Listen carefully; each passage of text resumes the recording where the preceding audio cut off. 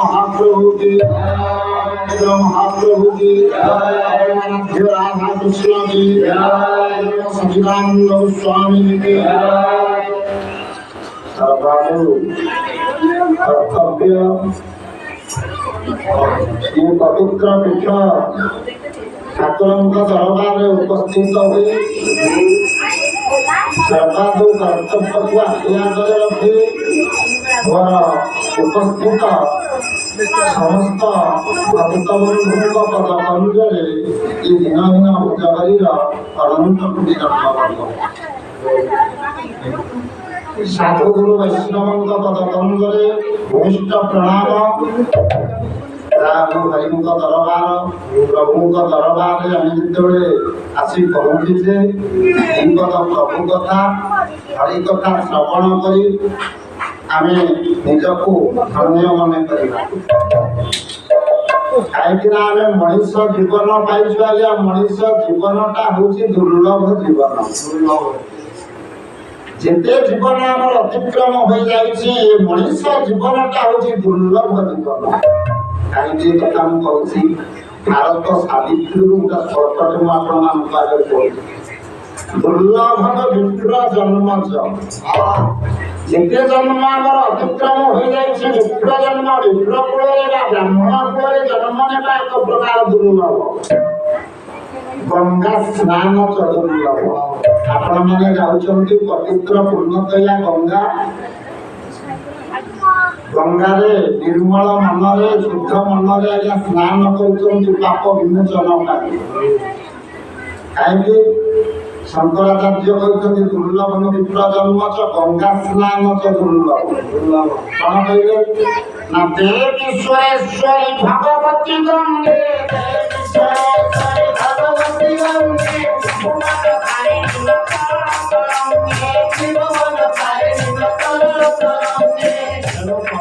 गंगा मध्य निर्मल मन स्नान कले दुर्लभ प्राप्ति गंगा स्नान दुर्लभ मानव जन्म बहु जीवन आम अतिक्रम हो कहे जन्म आम अतिक्रम है स्थावर जंगम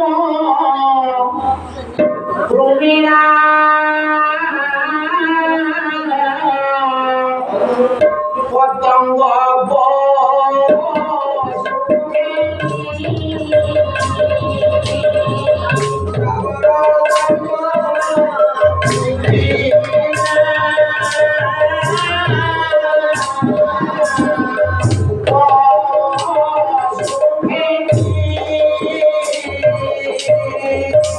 जन्म अतिक्रम हो जाए स्थावर जंगम कृमिणा पतंग पशु अनेक जन्म 84 लक्ष जने करिया भ्रमण अवशेष नरदेह करलगा 84 लक्ष जने भ्रमण कला आम कृमिकीट होइछे पशु ही जन्म होइछे आई कृमिकीट होइछे जलज अंडज टिके जन्म आमर अतिक्रम हो गला ये दुर्लभ हूँ मानव जन्म तेना मनीष जीवनटा दुर्लभ ये कथा को अति बड़ी जगन्नाथ दास भागवत कहते दुर्लभ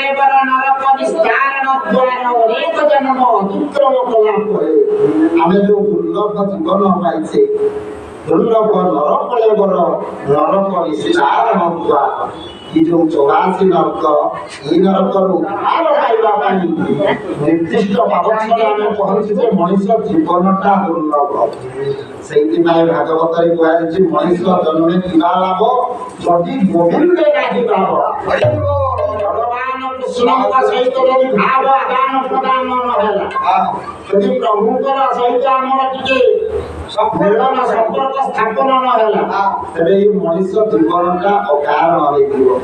ତେଣୁ ଦୁର୍ଲଭ ନରକଳେବର ନରକ ନିସ୍ତାରଣ ଦ୍ୱାର। ଆମର ଭୟ ନାହିଁ, ବାବା ଅଛନ୍ତି, ଆମର କିଛି ଭୟ ନାହିଁ।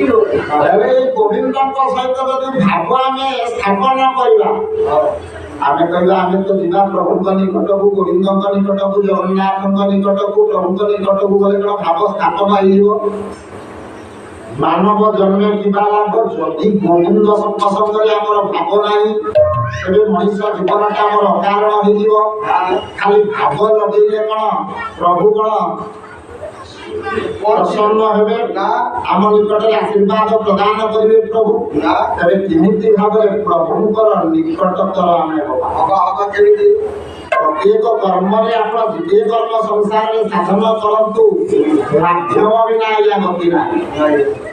କୌଣସି ପ୍ରକାର ମାଧ୍ୟମ ସ୍ଥାପନ ନ କଲେ ସେ ମାଧ୍ୟମ ସାହାଯ୍ୟରେ ଆମେ ପ୍ରଭୁଙ୍କ ନିକଟରେ ପହଞ୍ଚିବା। ମାଧ୍ୟମଟା କଣ? କୋଉ ମାଧ୍ୟମରେ ଗଲେ ଆମେ ପ୍ରଭୁଙ୍କର କରୁଣା ଲାଭ କରିବା, ପ୍ରଭୁଙ୍କ ସହିତ ଭାବ ଲଗେଇବା, ପ୍ରଭୁଙ୍କ ନିକଟରୁ ଆମେ ଭାବର ଆଦାନ ପ୍ରଦାନ ପ୍ରଭୁଙ୍କ ନିକଟରେ ହବ ନାଇଁ। କେବଳ ଆଜ୍ଞା ଗୁରୁଙ୍କ ବିନା ଏ ଜୀବନ ଗତି ନାହିଁ, ଗତି ନାହିଁ। ଯଦି ଗୁରୁଙ୍କର କରୁଣା ନ ହବ, ଗୁରୁଙ୍କର ଆଶୀର୍ବାଦ ନ ହବ, ଗୁରୁଙ୍କର ଶରଣାପନ୍ନ ଆମେ ନ ହବା, ତେବେ ପ୍ରଭୁଙ୍କ ସହିତ ଆମର ଭାବ ହେଇପାରିବ ନା। ସେଇଥିପାଇଁ ଏକାଦଶ ସ୍କନ୍ଧ ଭାଗବତରେ ମଧ୍ୟ ପ୍ରମାଣ କୃଷ୍ଣଙ୍କୁ ନମି ପୁଣ ଅଛି ଈଶ୍ୱରେ ନମିବ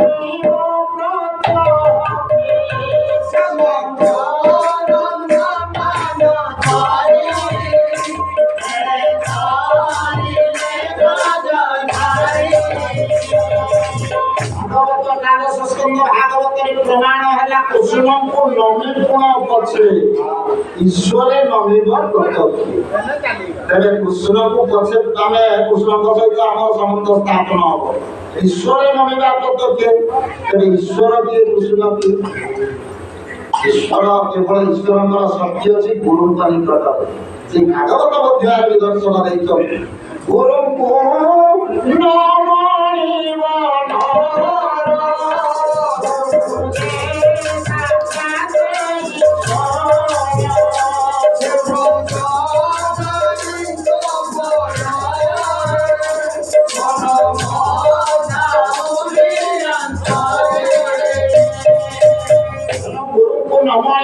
गुरुदेव साक्षात ईश्वर गुरु होती स्वयं। कृष्णଙ୍କ ନିକଟତର ଯଦି ବା ପ୍ରଭୁଙ୍କ ନିକଟରେ ଆମେ ପହଞ୍ଚିବା, ତେବେ ଗୁରୁଙ୍କ ମାଧ୍ୟମରେ ପହଞ୍ଚିବା।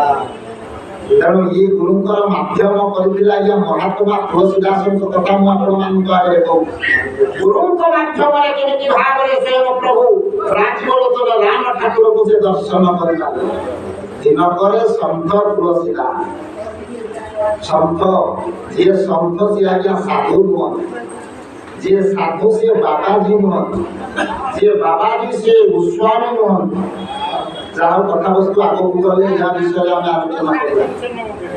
ତେଣୁ ଗୋସ୍ୱାମୀ ତୁଳସୀଦାସ ଯିଏକି ଗୁରୁଙ୍କ ମାଧ୍ୟମରେ ପ୍ରଭୁ ରାମଚନ୍ଦ୍ରଙ୍କୁ ସଦେହରେ ଦର୍ଶନ କରିଥିଲେ।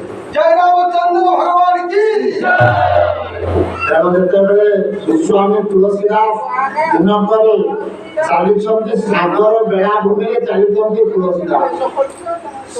ସିଏ ତ ରାମମୟ ଜଗତକୁ ଦର୍ଶନ କରୁଥିଲେ, ଯୁଆଡେ ଅନଉଥିଲେ ତୁଳସୀଦାସ ରାମଙ୍କୁ ଦର୍ଶନ ପାଉଥିଲେ, ଯୁଆଡେ ଅନେଇଲେ ରାମ, ଯୁଆଡେ ଅନେଇଲେ ରାମ। ଏମିତି ଭାବାନ୍ତର ହେଇଗଲା ତାଙ୍କର, ଏମିତି ଭାବରେ ହେଇଗଲେ।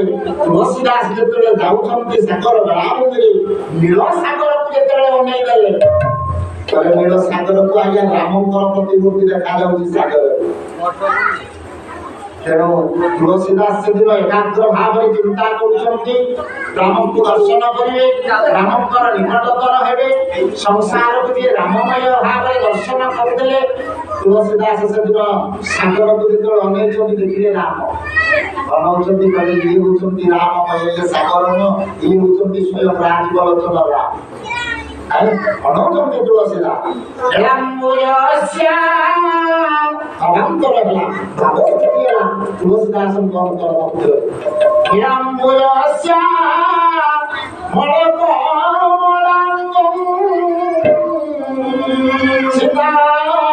ସୀତା ସବାର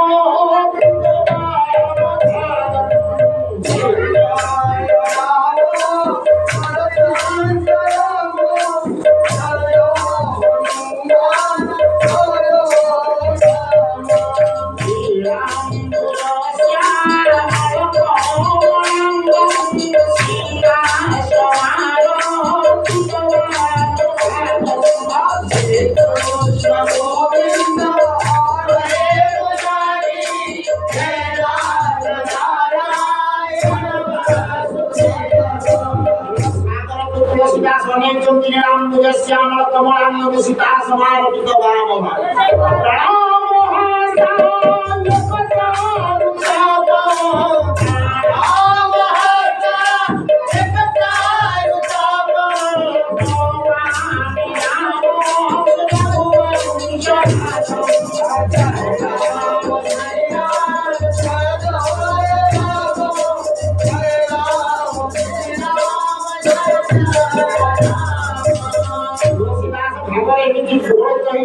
भागरे बुझुଛନ୍ତି ନୀଳ ସାଗର କୋଉ ନଉଛନ୍ତି ଦେଖିଲେ ରାମ ଦେଖୁଛନ୍ତି ଆଜ୍ଞା ରାମ ଚାଲିଛନ୍ତି ନୀଳ ସାଗର ଭିତରେ। ସାଗର ମଧ୍ୟକୁ ତୁଳସୀଦାସ ଭାବରେ ଏମିତି ପଡ଼ି ଯାଉଛନ୍ତି ରାମଙ୍କ ସହିତ ମିଶିବା ପାଇଁ, ଏକାକାର ହେଇଯିବା ପାଇଁ। ଯେତେବେଳେ ସାଗର ମଧ୍ୟକୁ ଯାଉଛନ୍ତି ଦେଖିଲେ ବେଟିରାଏ ପାଣି ଗଲାଣି ଆଜ୍ଞା ଭକ୍ତ ତୁଳସୀଦାସ ଆଜି ବିନାଶ ହେବାକୁ ଯାଉଛନ୍ତି। ପଛରୁ ରାମ ଠାକୁର ଡାକିଲେ, ତୁଳସୀ ତୁଳସୀ ତୁଳସୀ ପଛକୁ ଅନେଇ ପଛରେ ମୁଁ ଛିଡ଼ା ହେଇଛି। ଅଟକି ଗଲେ ସେଦିନ ତୁଳସୀଦାସ ଆଜ୍ଞା ଅନେଇ ଦେଇଛନ୍ତି ଯେତେବେଳେ ପଛକୁ ଦେଖିଲେ ସ୍ୱୟଂ ରାଜୀବ ଲୋଚନ ରାମ ଠାକୁର କୁଦଣ୍ଡଧାରୀ ରାମ ସେଦିନ ଛିଡ଼ା ହେଇଛନ୍ତି। ଦର୍ଶନ ଦେଇଦେଲେ ସନ୍ଥ ତୁଳସୀଦାସ ମୋର କହିବାର କାରଣ ଗୁରୁଙ୍କ ମାଧ୍ୟମରେ ସନ୍ଥ ତୁଳସୀଦାସ ସେଦିନ ଦର୍ଶନ କଲେ। ଦର୍ଶନ କରିଛନ୍ତି ସ୍ୱୟଂ ରାମ। ଜୟ ରାମଚନ୍ଦ୍ର ଭଗବାନ କି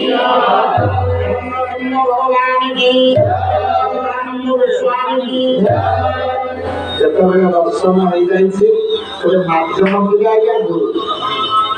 ଏ କଥାକୁ ସ୍ୱୀକାର କଲେ ଚଣ୍ଡୀଦାସ ମଧ୍ୟ କହିଲେ ଶ୍ରୀ ଗୁରୁ ଯାକେ ଦୟା କରେ, ଶ୍ରୀ ଗୁରୁ ଯାକେ ଦୟା କରେ,